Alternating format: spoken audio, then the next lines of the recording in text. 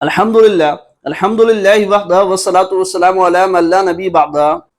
امت مسلمہ کو دعوت فکر، یہ دیکھیں شیعہ مذہب سے تعلق رکھنے والے امت مسلمہ کی مقدس شخصیات کی، ایسی مقدس شخصیات کہ جن کی پاکیزگی خود قرآن نے بیان کی ہے، ان کی تو عزت نہیں کرتے بلکہ ان کو مومنہ ماننے کے لیے تیار نہیں ہے معاذ اللہ۔ میں خود اس وقت ایران میں اس چینل سے آپ کے ساتھ مخاطب ہوں اور اس چینل سے کام کر رہا ہوں کہ جو وحدت کا لمبردار ہے کہ وہ نیچے کمنٹ میں کسی نے کہا ہوا تھا کہ جی شیعہ جو ہیں وہ تکفیری ہیں، شیعہ جو ہیں وہ تکفیری ہیں۔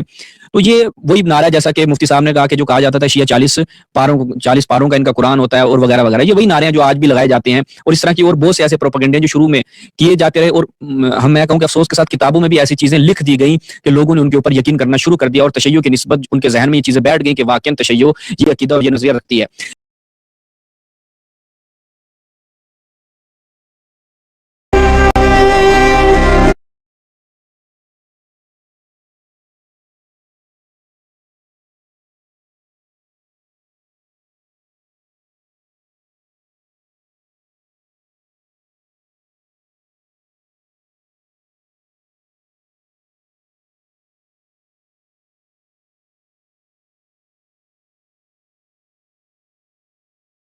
میں نے کہا کہ ام المومنین جو ہے وہ حضرت عائشہ کو ہم مومنہ نہیں مانتے۔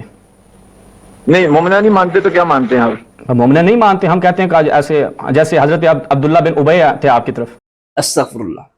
تو امت مسلمہ کی مقدس شخصیات کی یہ لوگ عزت نہیں کر رہے، لیکن اپنے مذہب کی ان شخصیات کے متعلق جو ان کے مذہب نے حقیقت خود لکھی ہے، اس حقیقت کو بھی یہ لوگ پسند نہیں کرتے۔ آپ ذرا سن لیجئے ان سے۔ تو یہ طلحہ صاحب ایک آئے ہوئے ہیں۔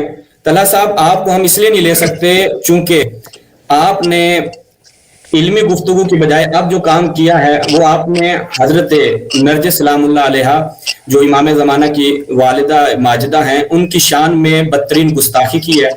تو جو گستاخ اہل بیت ہوں گے ہم ان کو اپنی سکرین میں نہیں لیتے، اور جو گالی دینے والے ہوتے ہیں جیسے کہ آپ نے گالی دی، میں سکرین پر دکھا دیتا ہوں مومنین کے لیے کہ ایسے افراد کو ہم کیوں نہیں لے سکتے۔ جی ثاقب بھائی نظر آ رہا ہے؟ کیا جی کیا لکھا ہے جی؟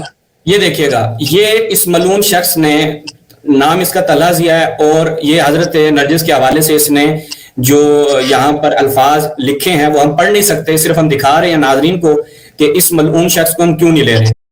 اب یہ شیعہ علامہ اپنے امام مہدی کی والدہ محترمہ کے حوالے سے اس حقیقت کو سننا بھی پسند نہیں کر رہے جو خود شیعہ مذہب نے لکھی، ٹھیک ہے، اور کہہ رہے ہیں کہ جی آپ نے اہل بیت کی توہین کی ہے جو ہم برداشت نہیں کریں گے، یعنی اپنے آپ کو اہل بیت کی جو ہے وہ عزت کرنے والا بتلا رہا ہے۔